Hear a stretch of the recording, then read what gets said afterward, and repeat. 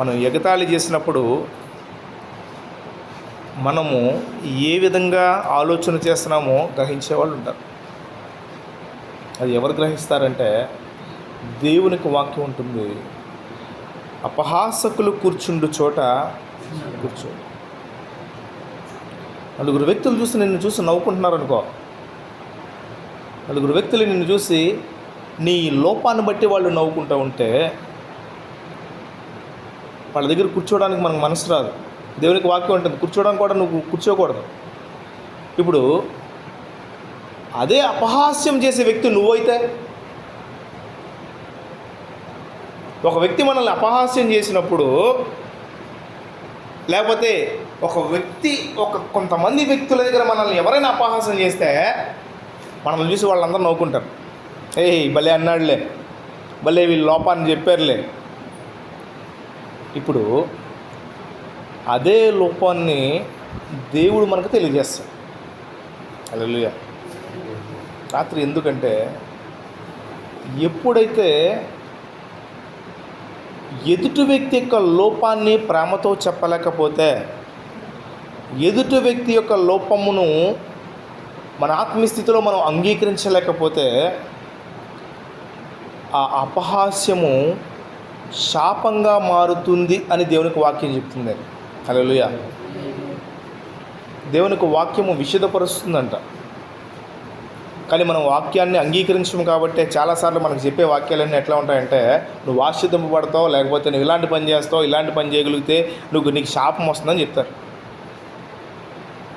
కానీ రాత్రి దేవుని యొక్క సన్నిధిని బట్టి అపహాస్యము చేసే వ్యక్తుల యొక్క ధోరణిని, అపహాస్యము చేసిన వ్యక్తుల యొక్క ఆ అనుభవాన్ని దేవుడి రాత్రి తెలియచేయాలనుకుంటున్నాడు. హల్లెలూయా, హల్లెలూయా. ఎందుకంటే లోపాలు ఉండడం సహజం. అది మన దగ్గర కూడా చాలా లోపాలు ఉన్నాయి. ఒక కుంటివాడిని చూసి, లేకపోతే ఏదైనా సరే ఒక లావు కాళ్ళను చూసి, కొంతమంది లావు కాళ్ళు అటు ఇటు వంకర్ల దొడ్డు కాళ్ళు అంటారు. ఏంట్రా తాగుబోతుల్లో నడుస్తున్నావు, ఏంట్రా అలా ఉన్నావు ఇలా ఉన్నావు. మరి మన ఆత్మస్థితిని దేవుడు చూస్తున్నప్పుడు మనము ఆ అపహాస్యము చేసే వ్యక్తులుగా మనం ఉంటే దేవుడు అంటున్నాడు అది శాపము. హల్లెలూయా. 2 రాజుల గ్రంథం నుంచి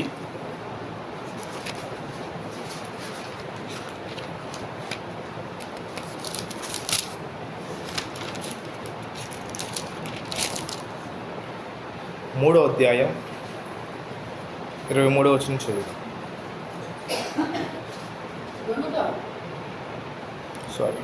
2వ అధ్యాయం 23వ వచనం.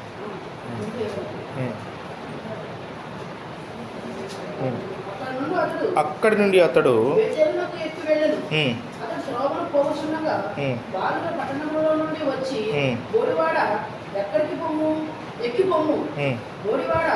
ఎక్కిపోమని అతను అపహాస్యము చేయగా, అతడు వెనుకకు తిరిగి వారిని చూచి యెహోవా నామమును బట్టి వారిని శపించెను. అప్పుడు 2 ఆడు ఎలుగుబంట్లు అడవిలో నుంచి వచ్చి వారిలో 42 బాలులను చీల్చివేశాను. అతడు అతడి నుండి పోయి కర్మేలు పర్వతమునకు వచ్చి అతడి నుండి పోయి షమ్రోనుకు తిరిగి వచ్చాను. చాలు. హల్లెలూయా. ఒక దైవజనుడు బట్టబుర్ర కలిగి ఉన్నాడంట. ఎవరయ్యా అంటే ఎలీషా. బట్టబుర్ర ఉంటే పాపం పిల్లలు వాళ్ళకి తెలియదు. వాళ్ళు ఏం చేస్తున్నారంటే వచ్చి దైవజనుని అపహాస్యం చేస్తున్నారు. ఏమని అడుగుతున్నారంటే, బోడివాడ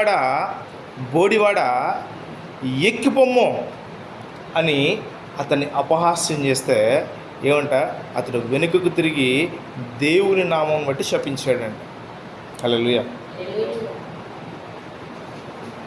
ఎందుకు ఇలా చేసేవయ్యా అంటే, ఆయన వెళుతున్న పని వేరు, ఆయన దేవుని యొక్క లక్ష్యం వేరు. శపించకూడదు ఎలీషా.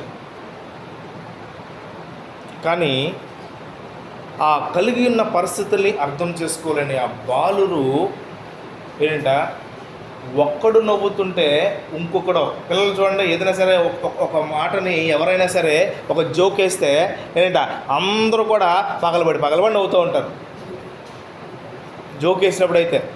కానీ అవమానపరిచే విషయాల్లో కూడా అలాగే ఉంటారండి. అంటే మనం చేయాల్సిన పని అంటే వారికి కలిగిన విషయాలను బట్టి ఆ విలువల్ని మనం నేర్పించాలి. వీళ్ళని ఇలా అపహాసం చేయకూడదు, తప్పు. కొంతమంది చూడండి ఎంత అపహాసం చేస్తారంటే, ఎవరైనా అడ్డంగా ఇలా నడుస్తూ వచ్చారనుకోండి, వాళ్ళు చూడు ఇలా నడుస్తారని పిల్లలు కూడా చెప్పి తల్లిదండ్రులే, అబ్బాయి భలే యాక్ట్ చేస్తున్నావే నువ్వు, తప్పమ్మా అలా అనకూడదు. పిల్లలు బాగా అనుకరిస్తూ ఉంటారు. వాళ్ళు ఎవరైనా సరే కళ్ళు ఇలా అంటున్నారు అనుకో, వాళ్ళు కళ్ళు ఇలా నిద్రపోతారని అనుకరిస్తూ ఉంటారు. అంటే వాళ్ళకి అది ఒక ఆనందంగా అనిపిస్తుంది, వాళ్ళకి తెలియదు. తప్పు అలా అనకూడదనే మాటని మనం చెప్పగలగాలి. అప్పుడు మనం సరి చేసుకున్నట్లు. ఇక్కడ 42 మంది పిల్లలు ఏం చేస్తున్నారంటే అపహాస్యం చేస్తున్నారంట. ఎవరినాయ అంటే దైవజనుడిని అపహాస్యం చేస్తూ ఉంటే ఆయన యెహోవా నామం బట్టి శపిస్తానంటే ఏం జరిగిందంటే అక్కడ చెప్పబడిన మాట, అతను వెనుకకు తిరిగి వారిని చూచి యెహోవా నామం బట్టి వారిని శపించాను.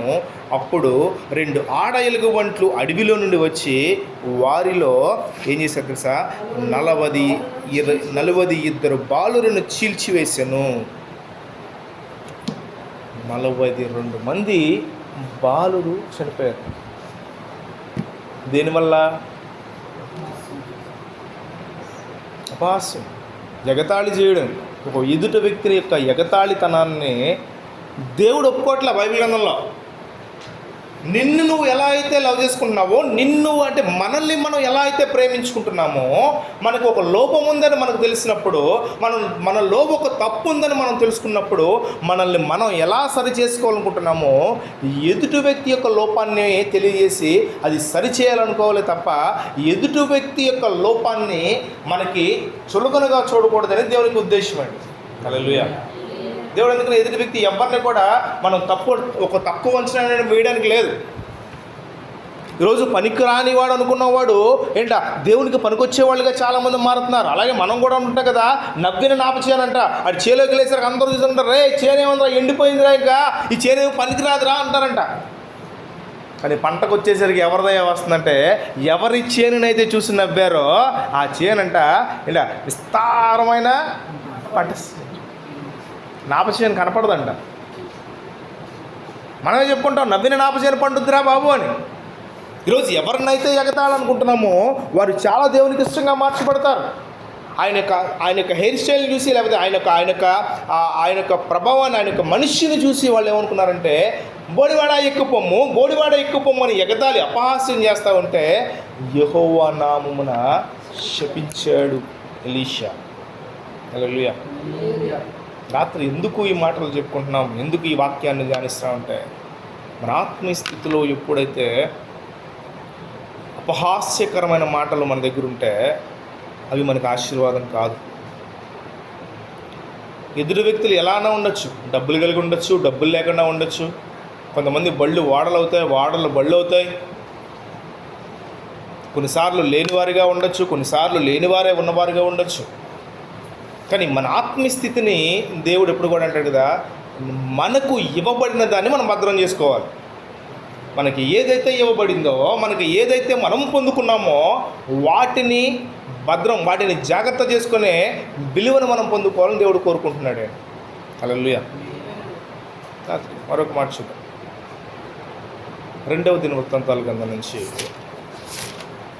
36వ అధ్యాయం 15వ వచనం నుంచి. 2వ దినవృత్తాంతాలు 36, 15, 16 వచనాలు చదువు.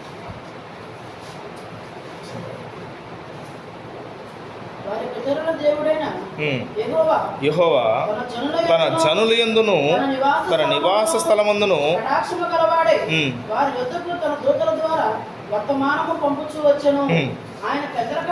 ఆయన పెందల కాడ లేచి పంపుచూ వచ్చినను వారు ఏం చేశారట, దేవుని దూతలను ఎగతాళి చేయుచు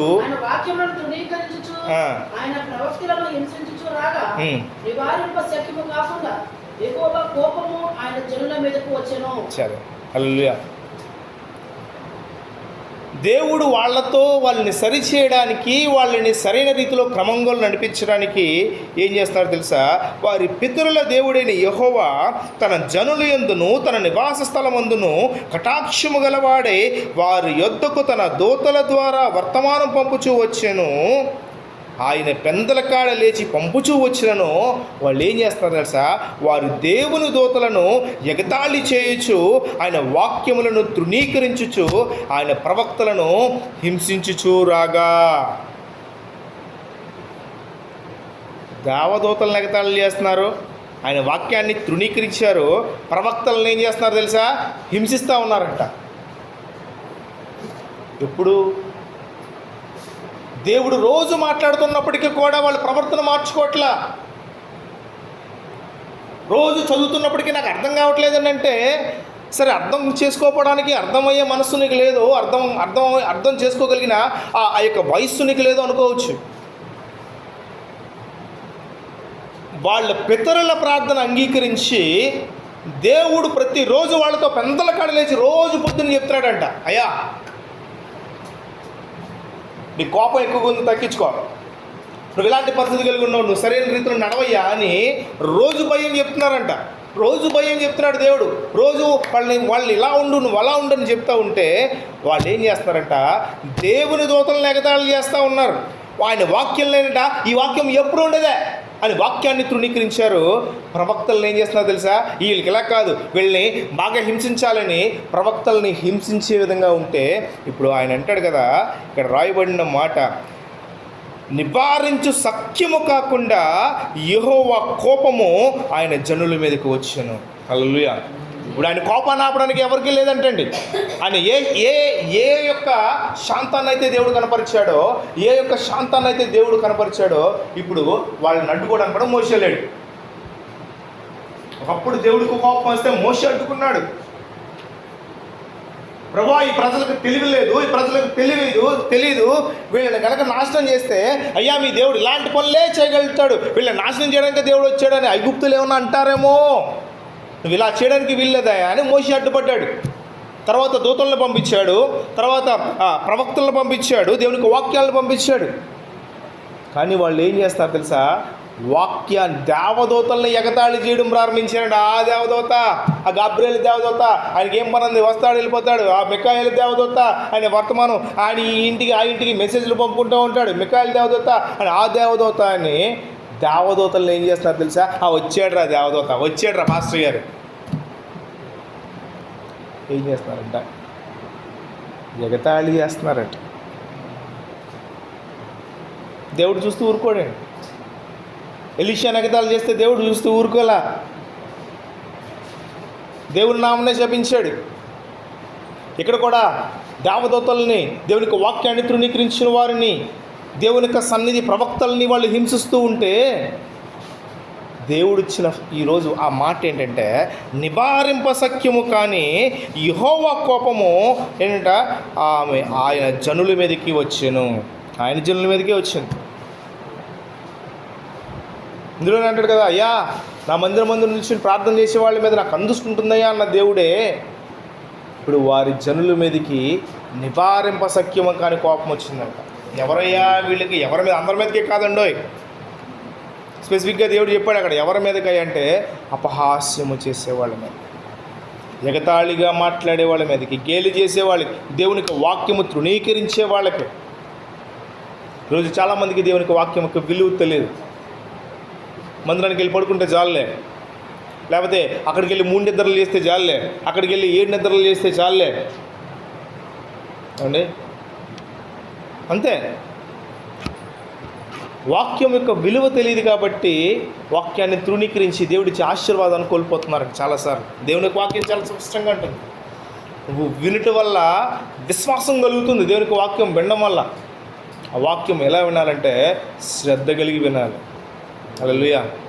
ఎంత శ్రద్ధగా భోజనం చేస్తున్నావో, ఈ భోజనం చేయకపోతే, ఇది సరిగా తినకపోతే అవి ఎలా అని, అలా దేవునికి వాక్యాన్ని కూడా శ్రద్ధ ఉండాలి. హల్లెలూయా. రాత్రి దేవునికి సన్నిధిని బట్టి త్వరగా సమయం అయిపోతుంది. అపహాస్యం యొక్క దేవుడు అపహాస్యమునికి ఇచ్చిన ఆ శాపాన్ని, దేవుడు అపహాసానికి ఇచ్చిన ఆ అయోగ్యతని రాత్రి చెప్పుకుని ముగిద్దామని 2 మాటలు చెప్పుకుని ముగిస్తాను. సామెతల గ్రంథం నుంచి 19వ అధ్యాయం 29వ వచనం.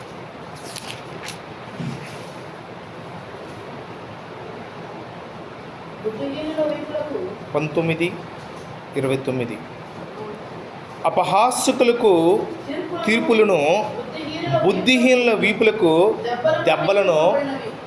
రైట్, జాగ్రత్తగా వినండి. ఎన్నిసార్లు అపహాస్యం చేస్తే దెబ్బలు పడతాయి? అందుకనే నవ్వు 4 విధాల చేటు. ఆత్మాను చూడండి, కొంతమందికి ఏంటో ఆకుండా ఊరకనే నవ్వు వచ్చేస్తూ ఉంటుంది. అలా ఎవరినైనా ఎలా అంటే చాలు ఆహో అని తెగన వేసుకుంటూ ఉంటారు. అరే వాళ్ళకి దెబ్బ తగిలిందేమో, ఎవరైనా ఓ వ్యక్తి కింద పడిపోతే నవ్వేసుకుంటూ ఉంటారు. అయ్యే వాడి దెబ్బ తగిలినాడు ఎట్టా ఉన్నాడో చూసుకోం. ఎవడన్నా మేడం ఏం ఎవరన్నా పడితే అలా అల్లలా పడిపోయారా, కుక్క దగ్గరికి వెళ్తే కుక్క కలిసిందంటే నవ్వేసుకుంటారు. దేవుని యొక్క మాట సెలవిస్తుంది ఏంటంటే, ఏమండి ఏంటండి వెళ్ళనా ఇస్తున్నారు, ఫీజు పోయిందా?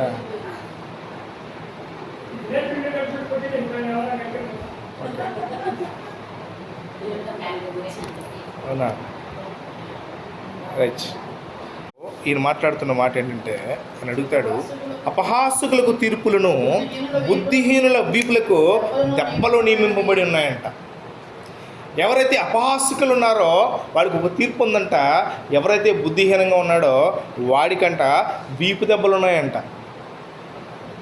దేవునికి వాక్యం ఏది కూడా నిరర్ధకం కాదండి. మన ఆత్మీయ జీవితంలో మనకు చాలాసార్లు మనం మర్చిపోతాం, లేకపోతే మనం తెలియక విడిచిపోతామేమో, కానీ దేవునికి వాక్యమును బట్టి చాలా స్పష్టంగా దేవుడు వాళ్ళతో మనతో కూడా చెబుతున్న మాట అంటే, మన ఆత్మీయ జీవితంలో దేవుని ఎదుట, దేవునికి వాక్యము ఎదుట ఆ వాక్య ప్రకారము, ఆ వాగ్దాన ప్రకారము నడవడానికి లేకపోతే జీవించడానికి మనం ఇష్టపడాలనేది దేవునికి ఉద్దేశం. ఇదే సామెతల గ్రంథం నుంచి 24వ అధ్యాయం 9వ వచనం. మూర్ఖుని యోచన పాపము, అపహాసకులు ఎవరంట? నరులకి హేయులు. చాలు, మూర్ఖుని యోచనేమో పాపం. మూర్ఖంగా ఆలోచించేవాడు ఏం కోరుకుంటాడంటే, వాడికి ఏం మాట్లాడాలో ఏం చేయాలో తెలియదు. వాడికి అనుకుంటాడు, నేను పట్టిన కుందేలుకి 3 కాళ్ళు అంటాడు. అరే ఇంకో కాళ్ళు నీ చేతిలో ఉందిరా, అది కనబట్టలేదంటే, లేదు నేను పట్టిన కుందేలుకి 3 కాళ్ళు అంటాడంట మూర్ఖుడు. అలాగే అపహాస్యకుడు ఏం చేస్తాడంట? నరులకి ఎలాంటి వాడంట? అపహాస్యం చేసేవాడు ఇతర వ్యక్తులకి హేయంగా మారిపోతాడు. ఆ విషయం తెలియట్లే. అయ్యా వీడి దగ్గరికి వెళ్తే వీడెప్పుడు వీడిని కించపరిచేవాడురా అని వాడిని తర్వాత ఎవరు లెక్క చేయరు. ఎవరినొకరు అస్తమానం ఏదో ఒక మాట అనేవాడు ఎట్లా ఉంటాడంటే వాడికి పనికిరానోడిగా ఉంటాడండి. ఈరోజు చాలామందికి మంచి మాటలు చెప్పిన ఎదుటి వ్యక్తి పనికిరానోడిగా కనబడతాడు. మీరు ప్రతి మాట కూడా వెళ్ళి ప్రతిసారి కూడా ఏదైనా ఒక మాట చెప్తూ ఉంటే వాళ్ళు ఏమనుకుంటారంటే, ఏంటో ఆత్మాను నాకే చెప్తా ఉన్నారు అంటాడు. అరే ఎవరి కోసం చెప్తున్నావు అంటే, నువ్వు బాగుపడడం కోసమే. అరే ఎన్ని నేను అనుభవించి వచ్చాను రా, చూసావురా, నువ్వు ఇలాంటి పని చేయడం తగదు, ఇలా నువ్వు జీవించడం తగదంటే, ఎందుకు అలా చేయకూడదు? నేను నా ఇష్టం, మీ రోజులైతే పాతకాలం, కానీ ఇప్పుడు అలా కాదు, అన్నీ మారినాయి అని తన ఇష్టానుసారంగా పోతే వాటిని బట్టి దేవునికి మాట ఉంటుంది, అపహాస్యకుడు నరులకి హేయమైన వాడు. రాత్రి మనము ఎవరినైనా అపహాస్యం చేసేవాళ్ళుగా ఉన్నామేమో, మనము ఎవరినైనా ఎప్పుడైనా అపహాస్యం కలిగించే రీతిలో ఉన్నామేమో, వాటిని గమనించుకోమని దేవుడు రాత్రి హెచ్చరిస్తూ ఉన్నాడు. హల్లెలూయా. మరొక మాట చెప్పి నేను ముగిస్తాను. ఇదే సామెతల గ్రంథం నుంచి 21-24.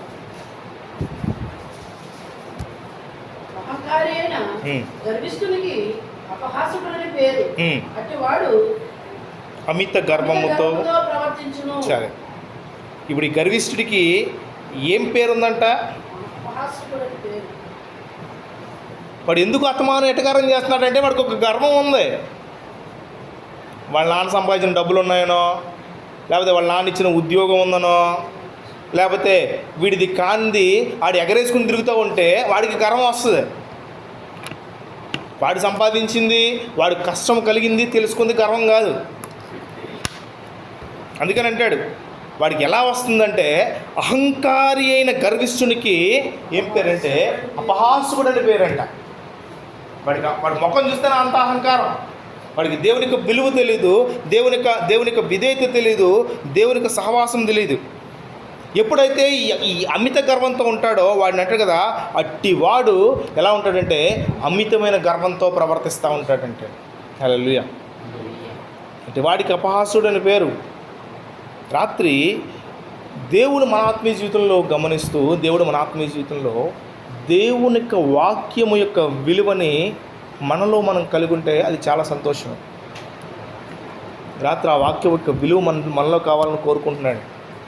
అందుకనే కీర్తన భాగంలో మొదట్లోనే కీర్తనలు అన్నిటికన్నా శ్రేష్టమైన కీర్తన, శ్రేష్టమైన మాట ఏంటంటే, అయ్యా దుష్టుల ఆలోచన చొప్పున నడవక, పాపుల మార్గమున నిలవక, అపహాసకులు కూర్చుండే చోట కూర్చుండక.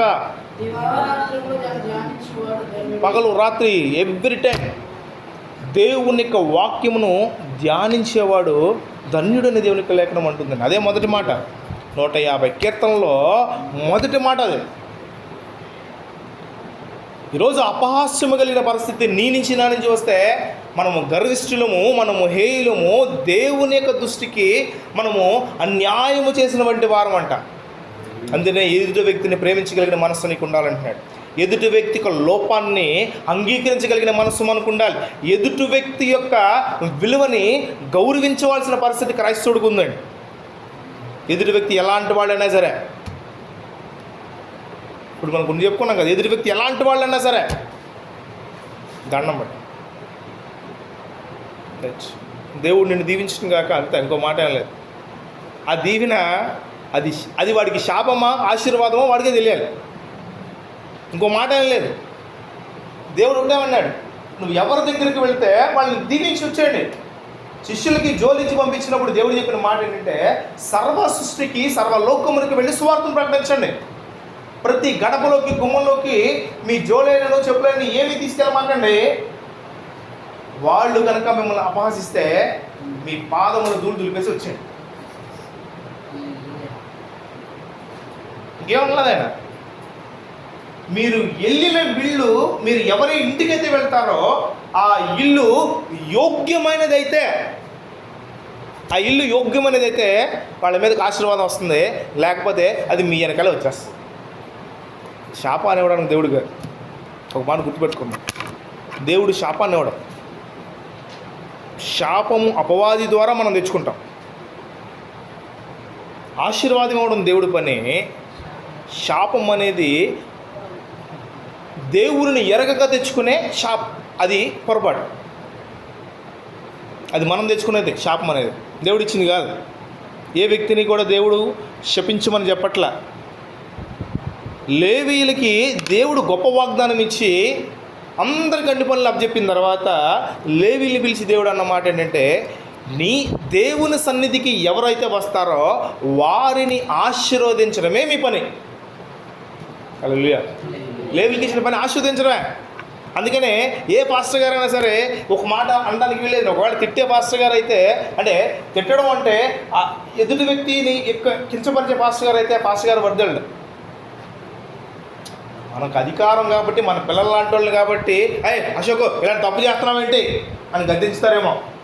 అదే తప్పు ఏ సంబంధం లేదు నేను చేశాననుకో అని ఏమంటారు తెలుసా, ఇంటే బాగుపడతావు, నేను పోతే పోతావు, అంతే, అందుమించి ఇంకేమన్నారు అనకూడదు కూడా.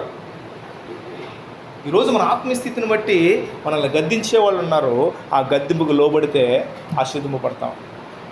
దేవునికి వాక్యములకు లోబడితే ఆశీర్వదింపబడతాం. దేవునికి సన్నిధికి లోబడితే ఆశీర్వదింపబడతాం. రాత్రి దేవునికి సన్నిధిని బట్టి దేవుడు మనలో కోరుకునే మాట కూడా అదే. అపహాసకులు కూర్చుండే చోట కూర్చుంటున్నామేమో, అపహాసకులతో కలిసి మన ఆత్మీయ జీవితాన్ని పంచుకుంటున్నామేమో ఈ రాత్రి గమనించుకోమని దేవుడు సెలవిస్తున్నాం. హల్లెలూయా. ఈ 5వ రోజు వ్రతదినం ముగిస్తున్నామండి.